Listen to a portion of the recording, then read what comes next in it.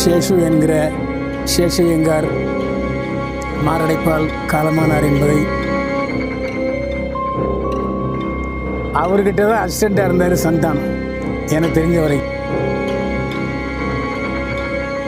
ரொம்ப சிரமப்பட்டு வேளச்சேரியில் ஒரு வீடு வாங்கி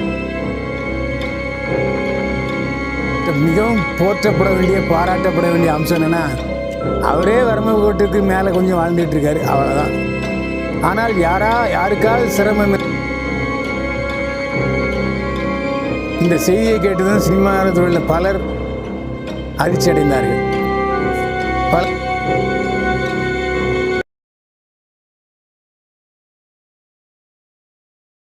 வாழ வைத்துக் கொண்டிருக்கும் யூடியூப் சேனல் நேயர்களுக்கு நன்றியும் வணக்கம்.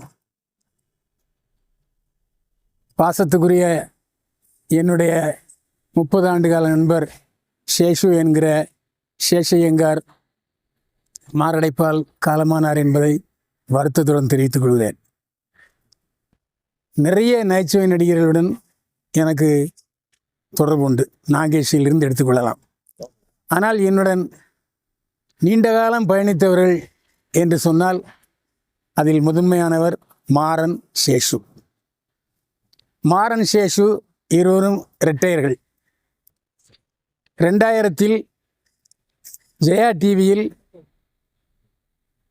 சிரிப்பு வருது என்ற நகைச்சுவை தொடரில் எனக்கு அறிமுகமானார் சேஷு மாறன். மாறன் அப்போது அதில் ஹீரோ,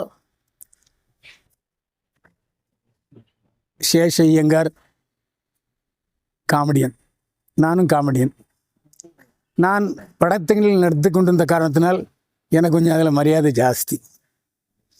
ரொம்ப அன்பாக அண்ணே அண்ணேன்னு சொல்லுவார். அவர் ஷூட்டிங்க்கு வரும்போதே ஏதாவது ஒரு வைணவர் கோயிலில் போய் குங்குமம் பிரசாதம் எடுத்துகிட்டு வருவார், வந்து கொடுப்பார். சில நேரங்களில் சக்கரை பொங்கல் கொடுப்பார், சில நேரங்களில் புளியோதரை கொடுப்பார். மிகவும் ஆன்மீகவாதி. அவர் அப்பா மீது ரொம்பவும் பாசம் உள்ளவர். அவருடைய அப்பா அப்போவே அவருக்கு வயது 85க்கு மேலே ஆச்சு. குடும்பத்தில் பாசம் உள்ளவர் சேஷு ஐயங்கார். அவருக்கு ஒரே ஒரு பையன், இப்போ ஒரு வயசு 12 இருக்குன்னு நினைக்கிறேன். ரொம்ப சிரமப்பட்டு வேளச்சேரியில் ஒரு வீடு வாங்கி கட்டினார். ஆனால் அவருடைய நேரம் எப்பெல்லாம் வெள்ளம் வருதோ அப்போல்லாம் அவர் தண்ணியில் மிதப்பார். போட்டில் தான் அவர் வீட்டுக்கு போகணும். அந்த கஷ்டமான சூழ்நிலையும் ஒரு பசுவும் கொண்டு வளர்த்தார். தினமும் அந்த பாலில் கறந்து சாமிக்கு படைத்து விட்டுத்தான் டிஃபன் சாப்பிடுவார். காமெடியாக பேசுகிறதுல ரொம்ப வல்லவர். இந்த ஜெயா டிவியில் அந்த நிகழ்ச்சி எடுக்கும்போது காலையில் வந்து தான் அதை ப்ரிப்பேர் பண்ணுவார் சேஷையங்கார்.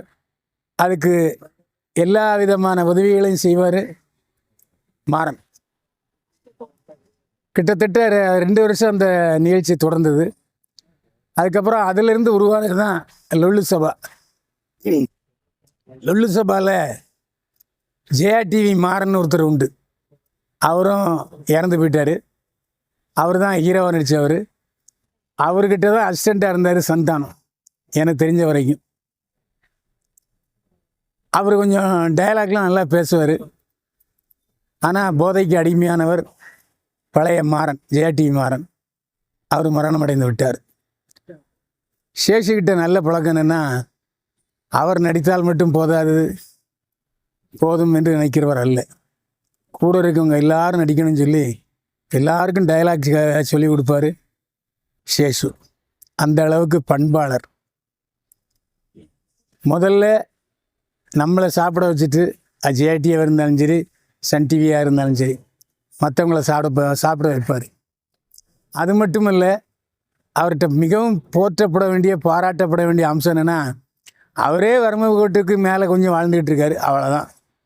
ஆனால் யாருக்காவது சிரமம் என்று சொன்னால், யாருக்காவது காலேஜ் ஃபீஸ் கட்டணும், யாருக்காவது மருத்துவ செலவுன்னு சொன்னால் உடனடியாக யாரையாவது ஒரு விஐபியை பார்த்து அந்த நிதி திரட்டி கொடுப்பதில் வல்லவர் சேஷு. நான் பல இடங்களில் பார்த்துருக்கேன்.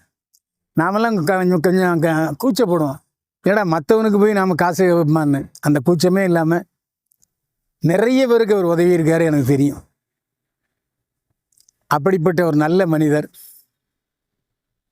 ஆனால் எப்போவுமே நல்ல மனிதருக்கு தான் ஆண்டவன் சோதிப்பான். ஆனால் ஆண்டவன் சோதிப்பான், கைவிட மாட்டான். ஆனால் இந்த மாதிரி நல்ல மனிதர்களை ஆண்டவன் சில இடங்களில் தன்னோடு எடுத்துக்கொள்கிறார். 10 நாளைக்கு முன்பு அவருடைய வேளச்சேரி வீட்டில் இருக்கும்போது மாரடைப்பு ஏற்பட்டிருக்கிறது. நேரடியாக எடுத்துக்கொண்டு அவசரமாக காவிரி மருத்துவமனையில் தீவிர சிகிச்சைக்கு ஏற்பாடு செய்தார்கள். இந்த செய்தியை கேட்டதும் சினிமாவில் உள்ள பலர் அதிர்ச்சி அடைந்தார்கள். பலர் நிதியுதவியும் செய்தார்கள், அதை விளம்பரப்படுத்தாமலே செய்தார்கள். ஆனால் 10 ஆண்டுகளாக தீவிர சிகிச்சை மேற்கொண்டும் மருத்துவர்களால் சேஷு ஐயங்காரை காப்பாற்ற முடியவில்லை. அவருக்கு ஒரே ஒரு மனைவி, ஒரு பையன். அங்கேருந்து ஸ்கூட்டரில் தபன்னு அந்த பழைய ஸ்கூட்டரில் வருவார். இப்போ ஒரு புது கார் வாங்கிறதாக கேள்விப்பட்டேன். ரொம்ப நல்ல மனிதர். அவருக்கு ஒரே ஒரு மகன்தான். ஒரு 6 மாதத்துக்கு முன்னால் அவங்க அப்பா இறந்து போயிட்டார். ஆச்சாரமான குடும்பத்தை சேர்ந்தவர். அவர் சொந்த ஊர் அந்த வேலூர் பக்கத்தில் ஒரு ஊர். அந்த ஊரில் கூட இன்னொரு வீடு இருக்குன்னு அவர் என்கிட்ட சொல்லியிருக்கிறாரு. நான் இதை சற்றும் எதிர்பார்க்கவில்லை. ஏனெல்லாம் மற்றவங்களெல்லாம் சிரிக்க வைக்கக்கூடிய ஒரு மனிதர் சேஷு ஐயங்கார். பொதுவாகவே மற்றவங்களை சிரிக்க வைக்கக்கூடியவங்களுக்கும் சோகம் அவ்வளோ அண்டாது என்று சொல்வார்கள். ஆனால் என்ன சோகம் அண்டியது, என்ன காரணம், எதற்காக அவருக்கு இந்த மாரடைப்பு, என்ன உடலுக்கு நோய் என்ற விவரங்கள் எதுவும் நமக்கு தெரியவில்லை. அது பற்றி மேற்கொண்டு ஆராயவும் விரும்பவில்லை. சேஷு ஐயங்காரை பொறுத்த வரைக்கும் அவர் எவ்வளோ முன்னுக்கு வந்து வர வேண்டியவர். அதாவது இப்போ தான் வந்துக்கிட்டு இருக்கார். அதாவது முன்னேற்றத்தில் 2 படிக்கட்டு எடுத்து வச்சுருக்கார், அவ்வளோதான். வடக்குப்பட்டி ராமசாமிங்கிற படத்தில் அருமையான வேஷம் சந்தானத்தினுடைய அருளால் கிடைத்தது. அருமையாக பண்ணியிருந்தார். அதாவது அவர் வர்ற கட்டத்திலெல்லாம் குபீர் சிரிப்பு என்பதை விட பயங்கரமான சிரிப்பு என்று சொல்லலாம். யார் இந்த சேஷு என்று கேட்குற அளவுக்கு அவருடைய நடிப்பு இருந்தது என்று சொன்னால் அது காரணம் அவருடைய திறமை. அதில் எந்த மாறுபட்ட கருத்துமே இருக்க முடியாது. இந்த மாதிரி வெற்றி படிக்கட்டுகளில் ஏறுகிற சமயத்தில் ஆண்டவர் அவருடைய உயிரை எடுத்துக்கொண்டார் என்பது தான் மிகவும் வருத்தமான விஷயம். சமீப காலமாக சிரிப்பு நடிகர்களை நிறைய பேரை ஆண்டவன் தன்னுள் எடுத்துக்கொண்டான். இயக்குனர் மனோபாலா, அதுக்கப்புறம் மயில்சாமி, இப்படியாக அடுத்து இப்போது சேஷு. அவர் முழு திறமையோடு கிடைக்கிற வாய்ப்பையெல்லாம் பயன்படுத்தி கொண்டிருப்பாரே. ஆனால் அவர் நிச்சயமாக முதல் திறமான நகைச்சுவைக்கான வாய்ப்பு கிடைக்கும். கண்டிப்பாக கிடைச்சிருக்காங்க, எந்த சந்தேகமும் இல்லை. ஆனால் என்ன காரணத்தினாலேயோ இந்த வாய்ப்பை இறைவன் தட்டி பிடித்து கொண்டான். சேஷு நம்மோடு இப்போது இல்லை என்றாலும் அவருடைய காமெடிகள் நம்முடைய மனதில் எப்போதும் நீக்கமற நிறைந்திருக்கும்.